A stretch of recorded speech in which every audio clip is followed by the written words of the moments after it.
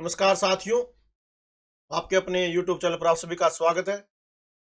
आज के current affair की महत्वपूर्ण सीरीज को आगे बढ़ाते हुए वीडियो शुरू करते हैं। उच्च स्तरीय समिति ने नई दिल्ली में राष्ट्रपति द्रौपदी मुर्मू को एक राष्ट्र एक चुनाव पर रिपोर्ट सौंपी।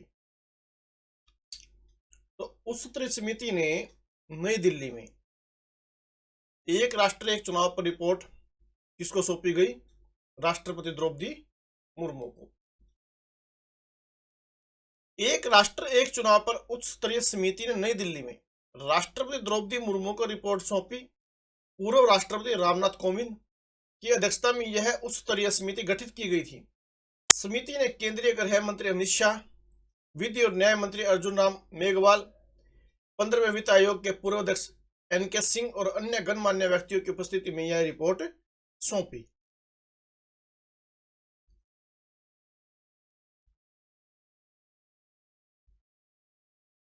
भारतीय खाद्य सुरक्षा और मानक प्राधिकरण FSSAI ने देश भर की लगभग 100 जेलों को ईट राइट कैंपस के रूप में प्रमाणित किया है।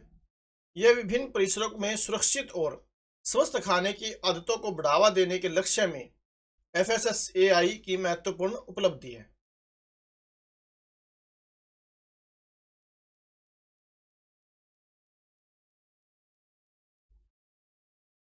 भारतीय राष्ट्रीय राजमार्ग प्राधिकरण ने बिना मोटर वाले 2 और 3 वाहनों को यानी 3 पहिया वाले वाहनों को द्वारका एक्सप्रेसवे का उपयोग करने से प्रतिबंधित किया।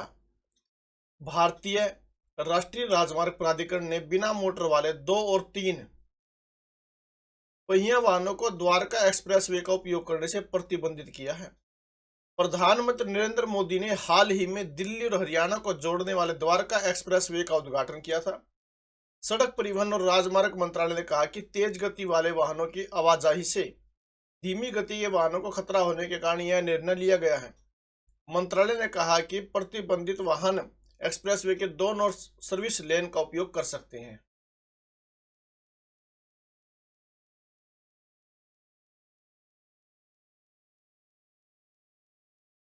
भारत ने अहमदाबाद में शहरी रहने की अक्षमता और गतिशीलता में सुधार के लिए एशियाई विकास बैंक ADB के साथ 18 अरब 10 करोड़ डॉलर के ऋण पर हस्ताक्षर किए।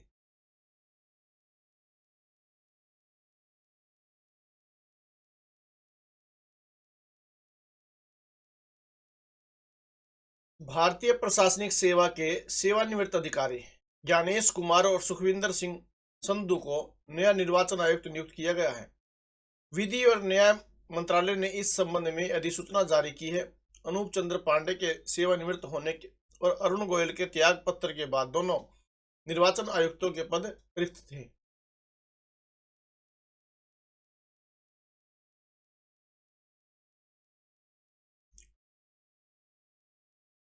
भारत और ब्राजील के बीच पहला राजनीतिक और सैन्य संवाद नई दिल्ली में आयोजित किया गया।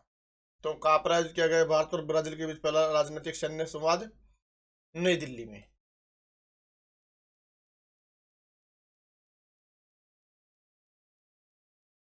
भारत और सिंगापुर ने कानून और विवाद समाधान के क्षेत्र में सहयोग पर एक समझौता ज्ञापन पर हस्ताक्षर किए।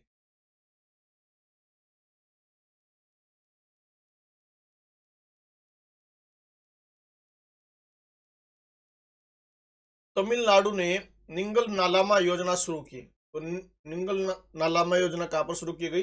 तमिलनाडु में। तमिलनाडु सरकार ने निंगल नलमा क्या आप ठीक है योजना शुरू की है, जो एक लाभार्थी आउटरीच कार्यक्रम है। इसका उद्देश्य क्या है? जिसका उद्देश्य प्रमुख योजनाओं के कार्यान्वयन की समीक्षा करना और जनता की शिकायतों का समाधान करना है। निंगल नलमा योजना के तहत लोगों से उनके लाभ के स्तर के बारे में पूछताछ करने और विभिन्न सरकारी योजनाओं से संबंधित किसी भी बाधा की पहचान करने के लिए मुख्यमंत्री, मुख्य सचिव, प्रमुख विभागों, विभाग सचिवों और जिला कलेक्टरों से सीधे संपर्क किया जाएगा।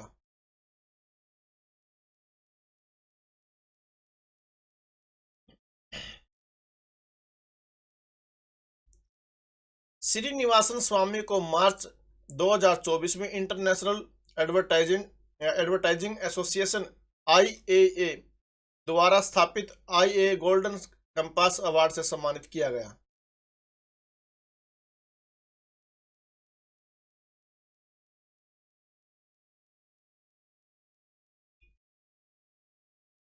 युवा भारतीय सलामी बल्लेबाज यशस्वी जायसवाल को फरवरी 2024 के लिए ICC men's player of the month नामित किया गया है।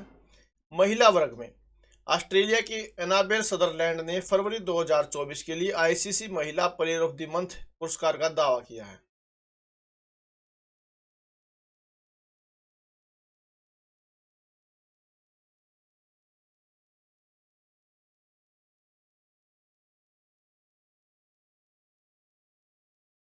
भारतीय लेखक अमिताव घोष को मिला प्रतिष्ठित इरास्मस पुरस्कार।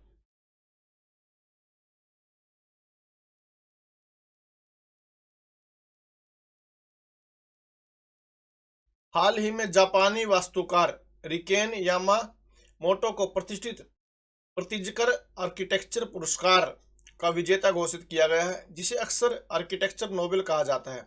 यह पुरस्कार इस क्षेत्र का सर्वोच्च अंतर्राष्ट्रीय सम्मान है।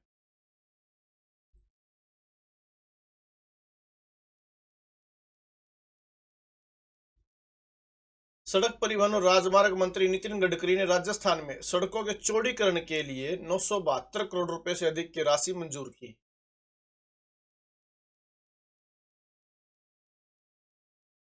सूचना और प्रसारण मंत्रालय ने अश्लील सामग्रियों वाले 18 ओटीटी मंचों को ब्लॉक किया।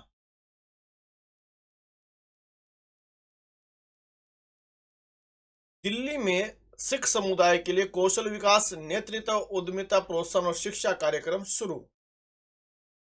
अल्पसंख्यक कार्य मंत्री स्मृति ईरानी ने दिल्ली में सिख समुदाय के लिए कौशल विकास, नेतृत्व, उद्यमिता प्रोत्साहन और शिक्षा कार्यक्रम शुरू किया।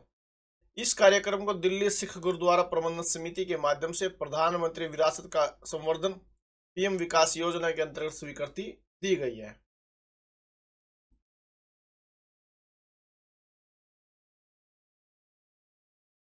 विरासत से विकास और विरासत से संवर्धन की परिकल्पना के अंतर्गत माननीय प्रधानमंत्री श्री नरेंद्र मोदी के पंचप्रण से प्रेरित होकर अल्पसंख्यक कार्य मंत्रालय ने गुजरात विश्वविद्यालय में जैन पांडुलिपि विज्ञान केंद्र की स्थापना के लिए 40 करोड़ रुपए स्वीकृत किए हैं।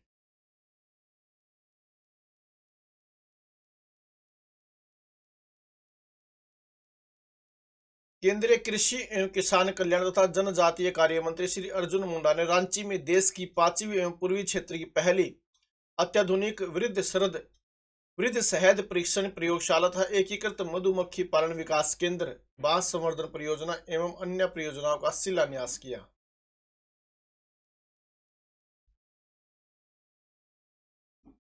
केंद्रीय गृह एवं सहकारिता मंत्री श्री अमित शाह ने वीडियो कॉन्फ्रेंसिंग के माध्यम से राष्ट्रीय जांच एजेंसी एनआईए के विशेष digital case management system CCMS का उद्घाटन किया।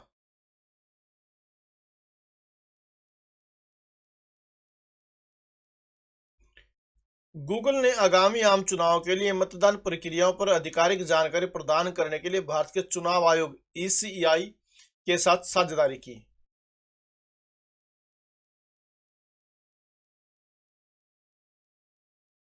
विश्व किडनी दिवस 2024।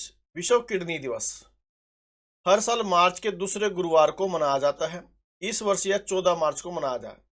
विश्व किडनी दिवस एक वैश्विक अभियान है जिसका उद्देश्य हमारे गुर्दे के महत्व के बारे में जागरूकता बढ़ाना है। इस साल विश्व किडनी दिवस की थीम है सभी के लिए किडनी स्वास्थ्य, यानी कि किडनी हेल्थ फॉर ऑल रखी गई है। नदियों के लिए अंतर्राष्ट्रीय कार्रवाई दिवस 2024। नदियों के लिए अंतर्राष्ट्रीय कार्रवाई दिवस प्रतिवर्ष 14 मार्च को मनाया जाता है। नदियों के लिए अंतर्राष्ट्रीय कार्रवाई दिवस की जड़ें मार्च 1997 में ब्राजील के कुर्टिबा में आयोजित बांधों से प्रभावित लोगों की पहली अंतर्राष्ट्रीय बैठक में 20 देशों के नदी विशेषज्ञों ने पारिस्थितिक रूप से संवेदनशील जल निकायों, नदियों और जल क्षेत्रों के रक्षण के लिए खिलाफ एक गठबंधन बनाने के उद्देश्य से 14 मार्च को नदियों के लिए कार्रवाई का दिन घोषित किया। इस वर्ष की थीम है वाटरफॉल ऑल। पद्मश्री कपिल देव प्रसाद का निधन।